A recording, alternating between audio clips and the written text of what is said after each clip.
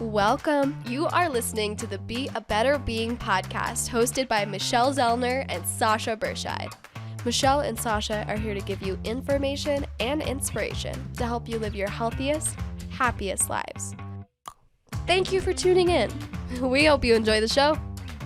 Greetings. Thank you for tuning in to the Be a Better Being podcast. I'm Michelle Zellner, your host. And today I am joined with just an amazing millennial that I've had the privilege of getting to know through my connection with Mandy Connell. Grant Smith, welcome to the show. How are you today? I am doing great, Michelle, and thanks so much for having me. You were on my podcast when I was first getting started, the Taking It for Granted podcast, and you're such a bright light, and I'm so glad I get to have a conversation with you. Oh, well, the thing is, as I've been going into the studio for a couple of years to get to be on Mandy's show, you are her producer, along with being the producer of a whole bunch of other shows on that Yeah. station. And I've gotten to know you a little bit through the glass because you're always behind the glass. But when I got to come on your podcast, you shared a whole bunch of things in our conversation that I didn't know. And even in, all the episodes of your own podcast that I've listened to, I love hearing a young person go through the growth process. And you have been so open about that on your own show. And even when you talk on Mandy's show about different things, that I think you're just a perfect guest for the Be a Better Being podcast. And I'm really excited to dive in to your story, to Mm. share with the listeners kind of the evolution of Grant Smith. So let's maybe start roughly at the beginning. Go back to childhood. Tell us a little bit about what that was like and some of the obstacles you faced. And then we are going to certainly navigate through all the growth and development that you've been involved in over the last few years. For sure. And before we get to the little Grant and all those stories that kind of shaped who I am today, I want to take a moment to talk about, me being open on the podcast, because that was a big challenge for me in the beginning. I wanted it to really be about my guests. And everyone who knows me in my personal life has always said, you need to be more open, share your feelings. And I've always been kind of closed off and kept to myself.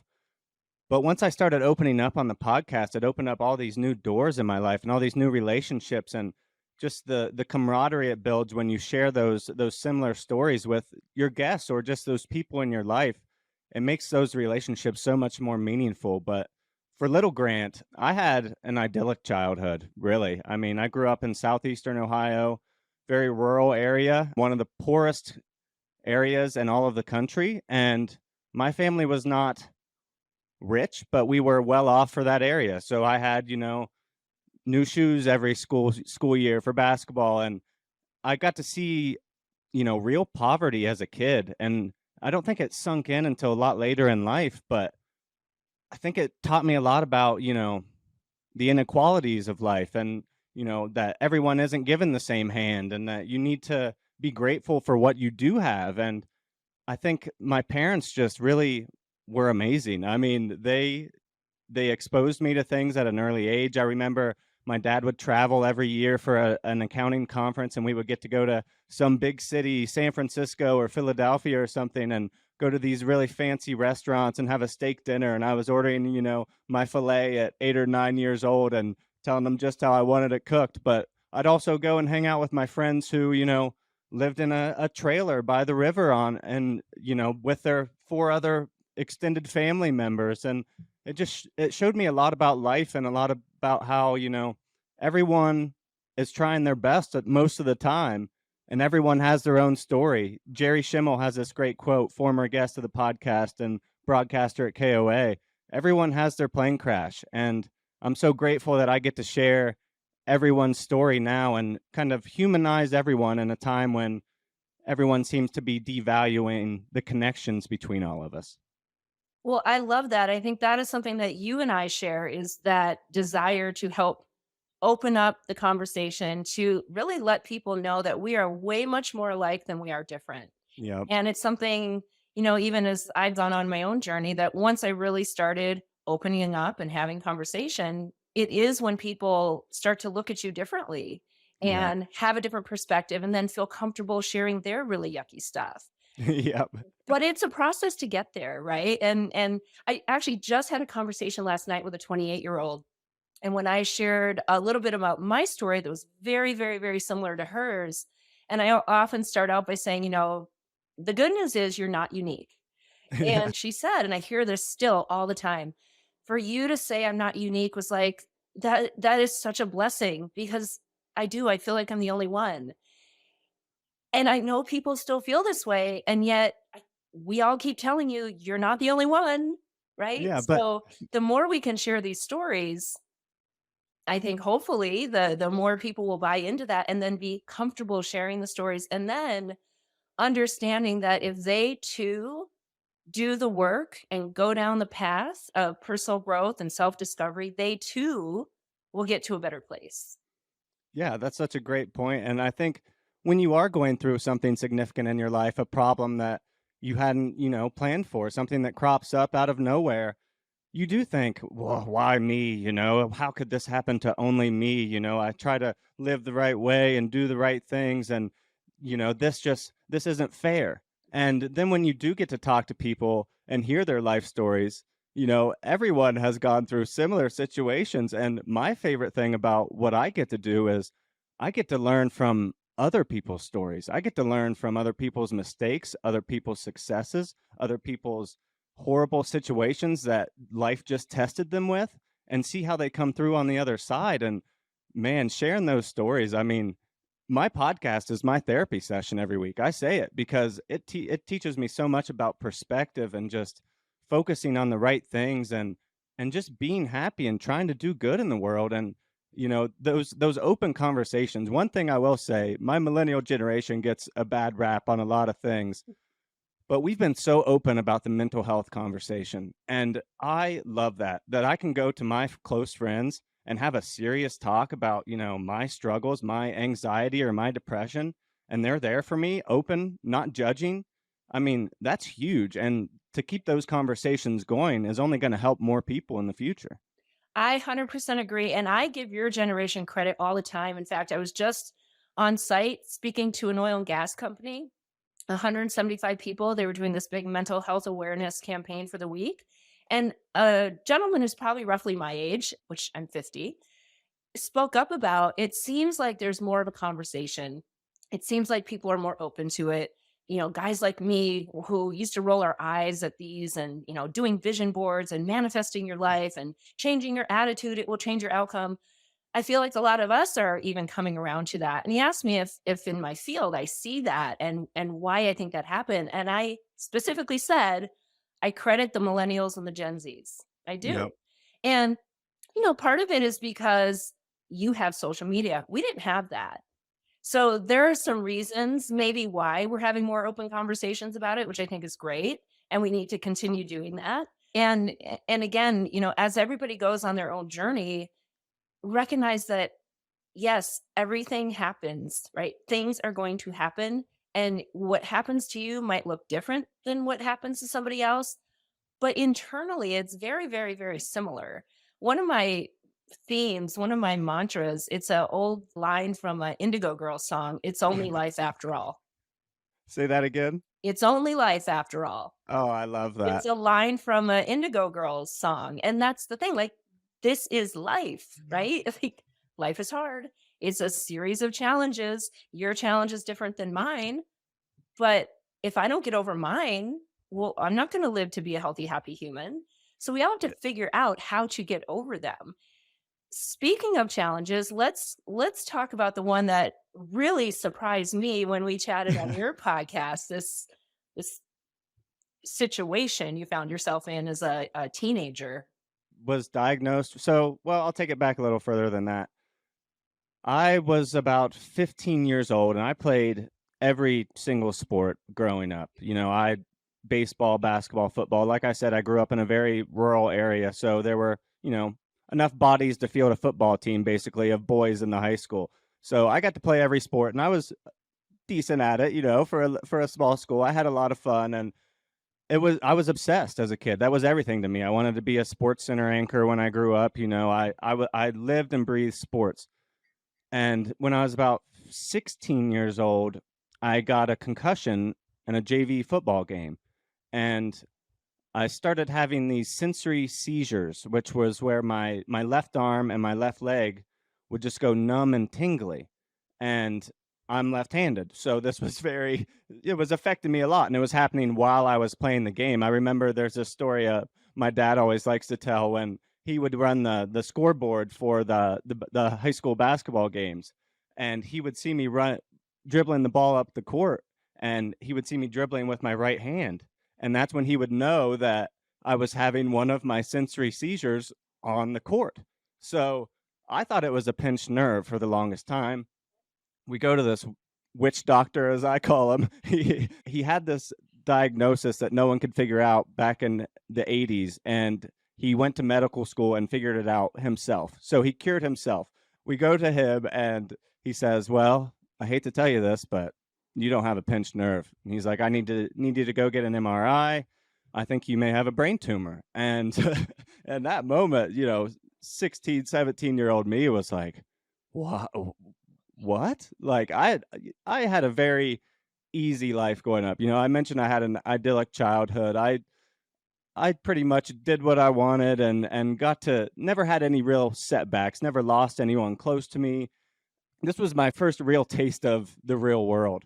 And I went to the doctor, got told I had a benign brain tumor. Thank God it wasn't cancerous, but that set up the process of getting it removed a year later and missing my high school senior year of sports and football, where I was supposed to be the quarterback. And at the time, I thought that was the worst thing to ever happen to me in the world. But looking back on it now, 15 years later, it taught me so much about life that I would have never learned if I would have never gone through that, what I thought at that time was the worst thing to ever happen to me. So let's talk about some of those things that it taught you, because you're right. In the moment, we do not see it. And that is all totally normal. I've talked a lot about that on this podcast. We go into survival mode. So anytime we are faced with something we don't like, we didn't ask for, we don't agree with, we're surprised by, we're overwhelmed with, we are designed to survive. That is called fight or flight. And we go into our defense and our protection zones. So we get angry, irritated, frustrated, worried, afraid. It's not fair, woe is me, all of that, which is totally normal. Yeah. At what point did you start to actually reflect on all of that and realize, okay, I did learn a lot, or there was a reason that this happened. I might have agreed with it, but it happened for a reason. And Right. here are the things I've learned from it. Well, some of them were in the moment. I remember just how much time. Sorry, you can hear me choking up a little bit on it, but it was a huge moment in my life, and I remember how much time my mom spent with me. She just took me everywhere and just sat with me in the living room. One of my best buddies, Justin Stanley, to this day, he was there every day with me. It teaches you the value of the relationships in your life, and some of those things that I probably wouldn't have learned till later on, that, valuing the right relationships in your life. There were a lot of people. I was a popular kid. There were a lot of people that I hung out with all the time that during those 6, 8 months, I didn't see once. And then I saw certain people that maybe I didn't value enough in my life, like my good friend. They're every day for me. So that was an immediate lesson. I remember one funny thing when I first started complaining about headaches when I was probably 16, and my mom would tell me, no one can have a headache every day, you shouldn't be taking Tylenol every day. Nothing's wrong with you. And then I get diagnosed with the brain tumor like a year later, and the guilt my mom felt looking back on it now, like she felt so bad. And I think that had to do with how good she treated me during that time, because she was trying to like repay for it. Like we lived in a place that was about 45 minutes away from any major city.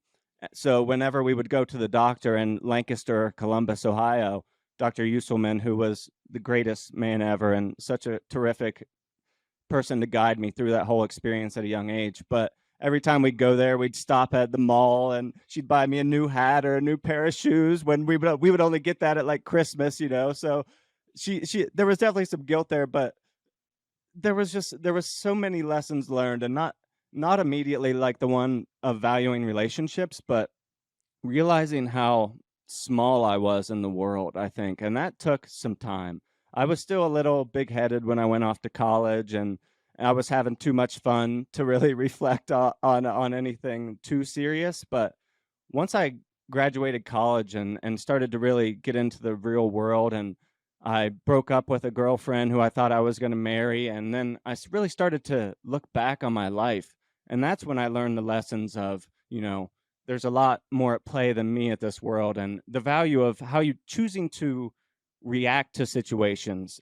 You never know what life is going to throw at you, like you said, but you always get to choose how you react to it.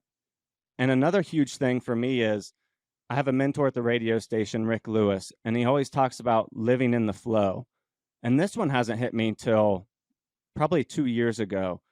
But living in the flow is so huge because whatever life throws at you, if you just accept it and take it in and learn those lessons from it, man, the sky's the limit. Because, my whole mantra for the podcast is you don't learn the real lessons of life in the good times, you learn them in the bad times. So if you're open to those bad times and you're in it and you say, yeah, this sucks, this is horrible, I never want to experience this again, but you're open to the scenario that life is throwing at you, you can learn so much and grow so much through those hard times.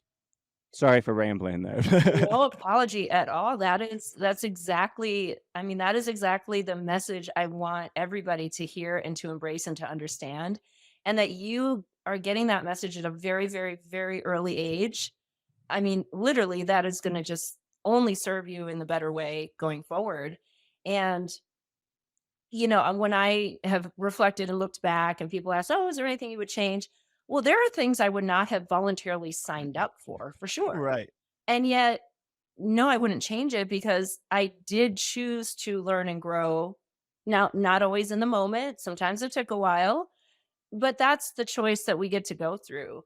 And, if we sit in that, it's not fair, woe is me, I didn't deserve this, you are stuck. Literally, you can't move at all because you are rooted in all of that negativity and in the Right. past. And the only way you're going to go on and live your best life is if you choose to look at that, take personal responsibility. What degree of ownership do I have in this yucky thing that came my way? Sometimes zero, right? Right. I mean, you probably played 0 degree of responsibility in your brain tumor. It was there since I was born. My doctor told me that it was just growing over time, and that's what eventually affected me. Right. And so we can say, okay, yeah, that's not fair, but it is what it is. So what am I going to do about it? Sometimes there are things that 99.9% it was us. And then I can choose to beat myself up and hang on to guilt and shame and all of that. Hmm. Or I can acknowledge my role and I can ask for forgiveness. I can forgive myself. I can learn to start moving through all of that and figure out what am I going to do differently next time around? How is this going to help shape me to be a better person next time? And going through that process is yucky because we don't ever want to acknowledge that some of our yucky stuff is because of us, Yeah. right? Well, that's so true. I mean, I hate the victim mentality, and I've played into it in my life before. I mean, many times, We all but have. We all it's have it's because not beneficial at well, all. right. I mean, you think about it, and I love your point about regrets, because I look back on my life, and a lot of my friends and the people closest in my life tell me I need to quit reflecting so much. But I think when you do, like you said, you can go back and learn those lessons you weren't ready to learn in the moment when you were going through whatever situation you were. But I had a chance to go to Case Western, and I didn't even take the interview to go there. And I look back on that and I think, man, that was a really dumb decision of young Grant, 17 years old, to make.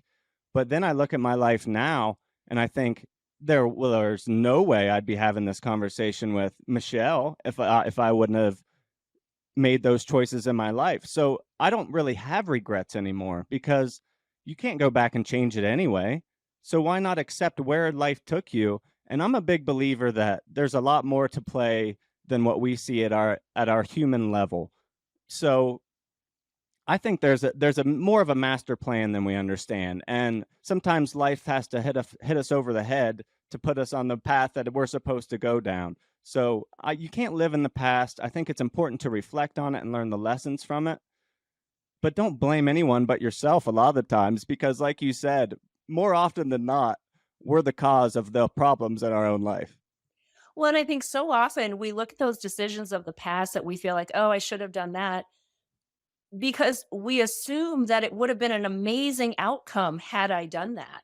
Yeah. We don't ever stop to think about maybe some of the bad things that could have or would have happened had I done that.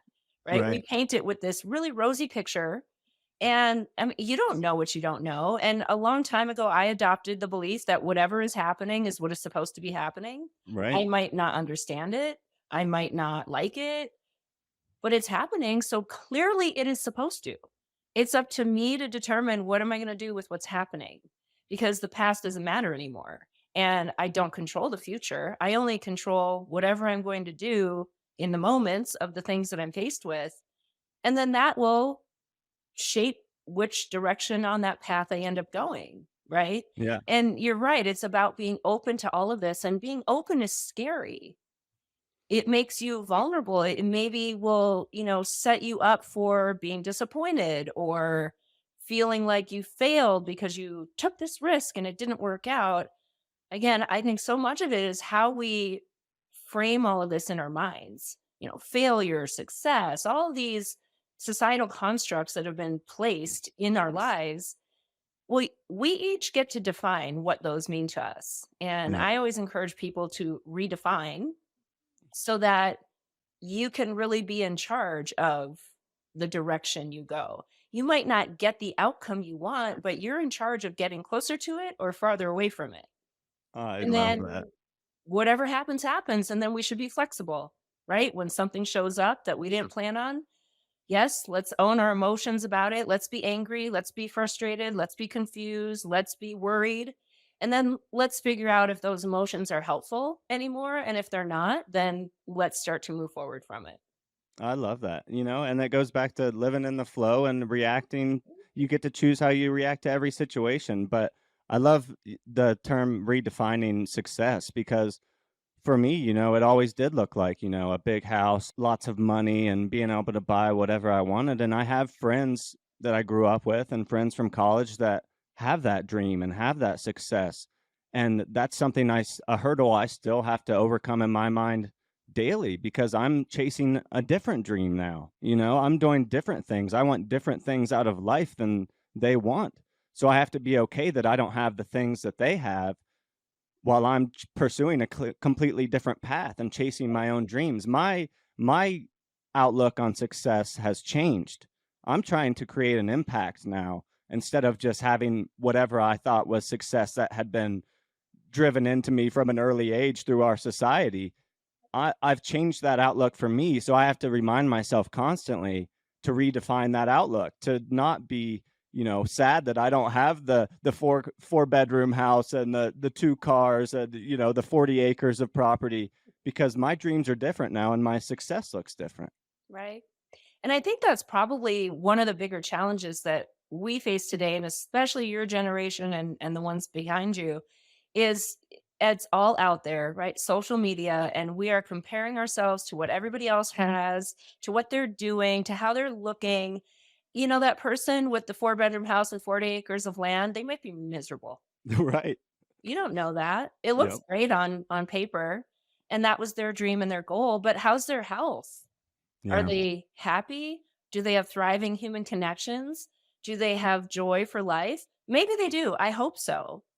A lot of times there's something that's not fulfilled, and very often it's their physical health because we've been busy doing so many things to achieve all these things that it's our human that gets neglected. Yep, So when exactly. I see somebody who's successful as defined by society, and then I learn that they have diabetes or they are on, blood pressure medicine or this or that or the other, and they don't exercise. And mm, I mean, you've achieved success to a certain degree in some things, but I want people to achieve success for their human being as well. Like that should be part of the puzzle as well.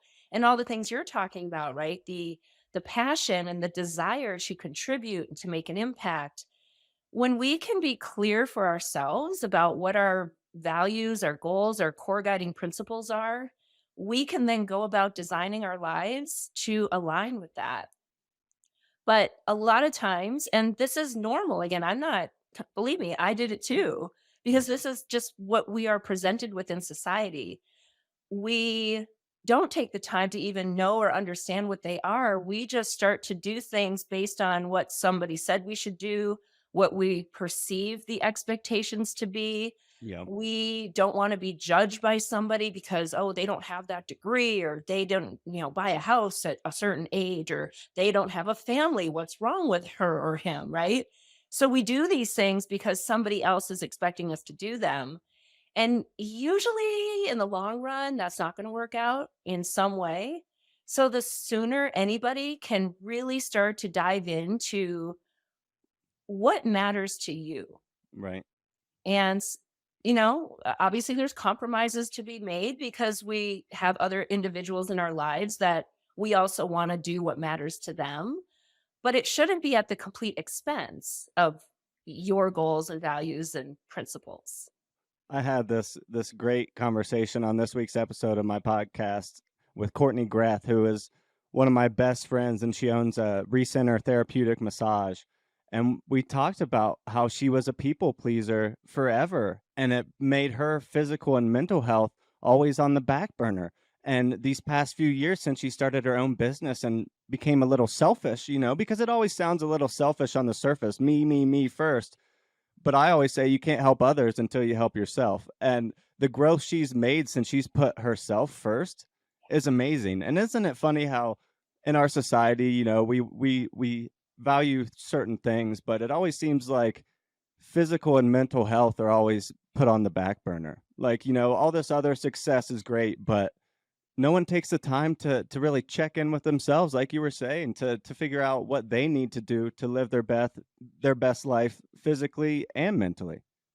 Yeah, and the buy-in is really hard. It's hard to really wrap your head around the idea that if I take care of myself, I will actually be a better friend, family member, significant other.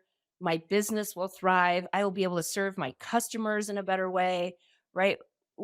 It's very hard to really buy into that concept, and yet it's the truth. And we have to make choices. Obviously, there is only so much time and energy to go around. But if we are devoting all of our time and energy to everything else and very little to this one, eventually everything else is going to suffer.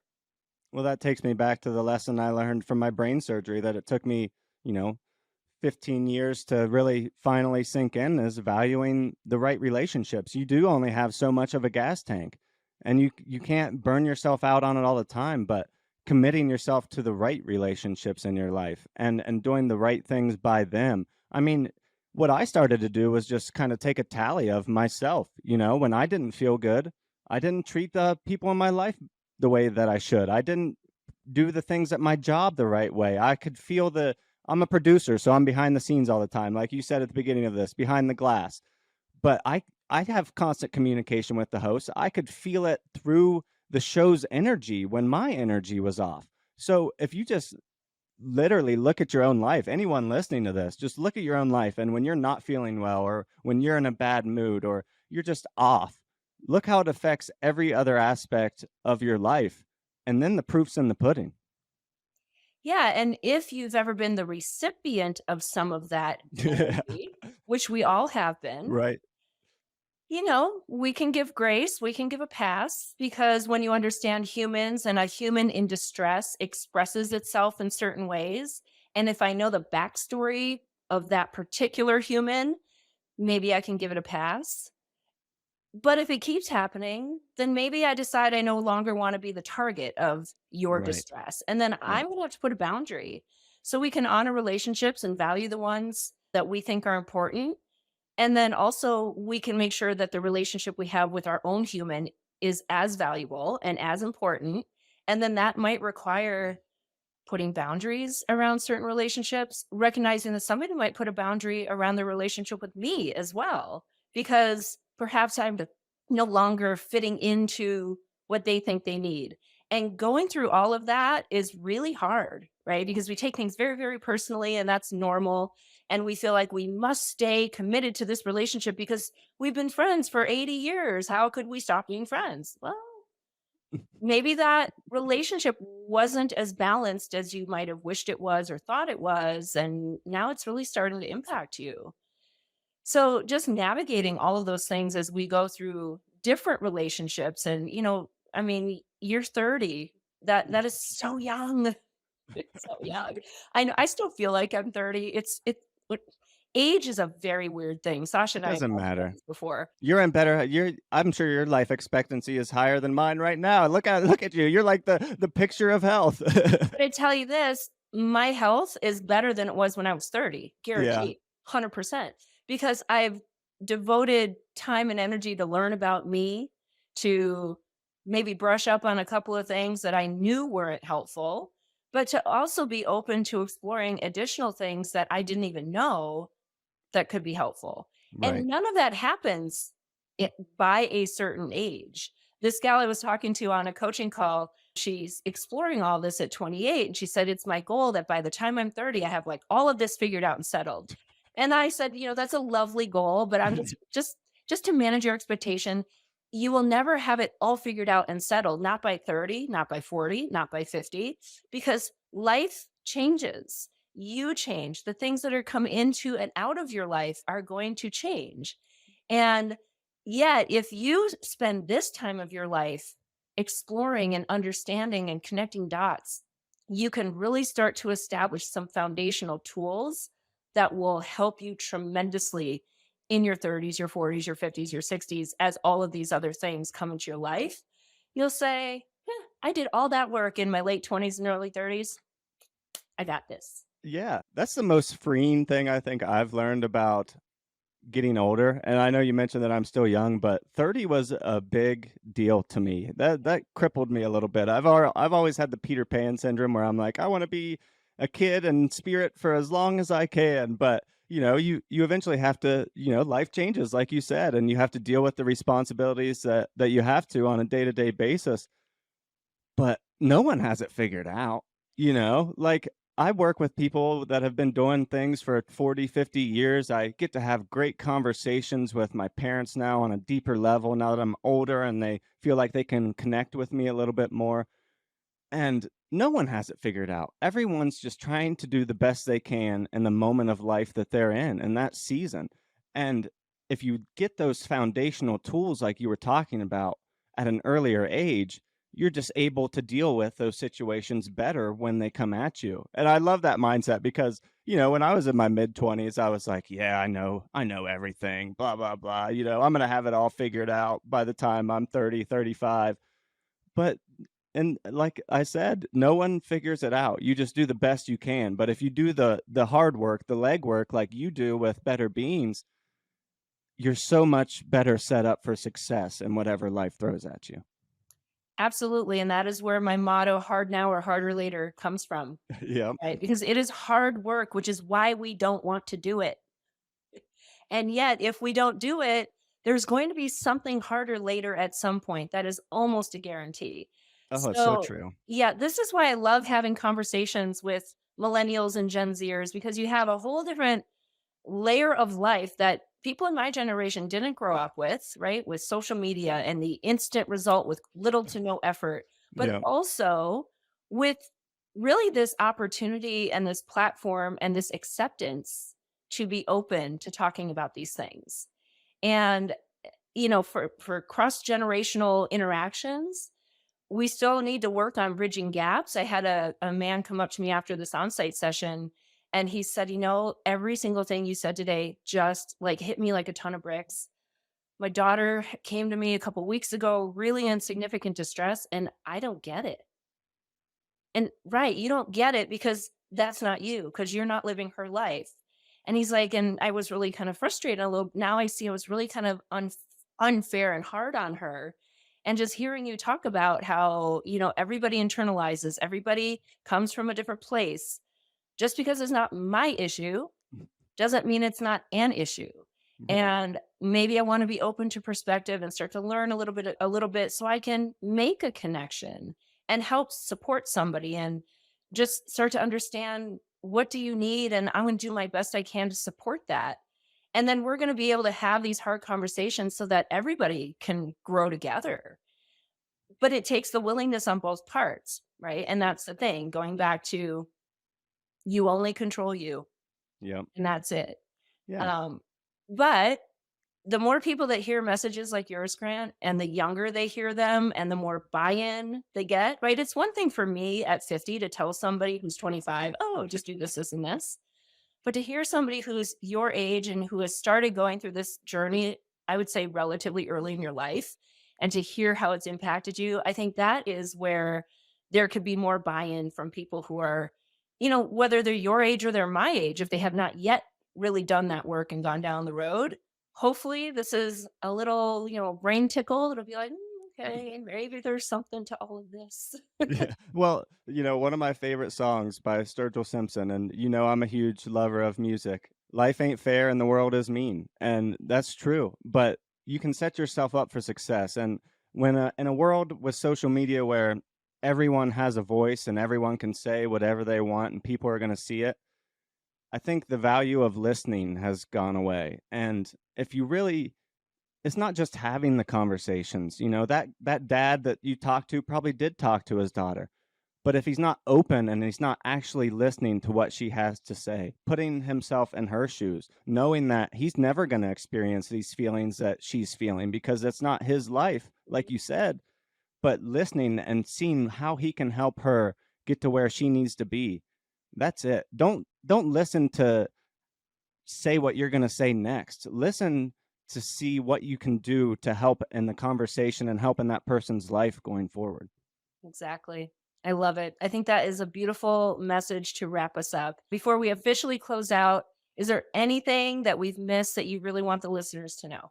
I've just been telling everyone, if you have that relationship in your life that is strained or has been torn apart by whoever's fault, be the bigger person and just go out of your way to say something. If it means something to you and you want that person back in your life, be the bigger person and go out of your way to bridge the gap, because like we've talked about in this episode, relationships are everything. And, one more plug of my podcast, Taking It for Granted, and you can find it anywhere you listen. But that's been so valuable to me, is the relationships I've built throughout the podcast. Mandy Connell and you and so many people I've learned life lessons from that have gone through such hard times. It makes me think of guess I've had Charity Freeland, who had burns all over her 70% of her body and is just the most positive person in the world. Dean Collar, who was in the 1970s Kent State shooting at the college, got shot and doesn't blame anyone, and he's paralyzed for the rest of his life. I mean, just remember the good things that you have in your life, no matter what they are, big or small. Everyone's got them. And be the bigger person and be there for the people in your life.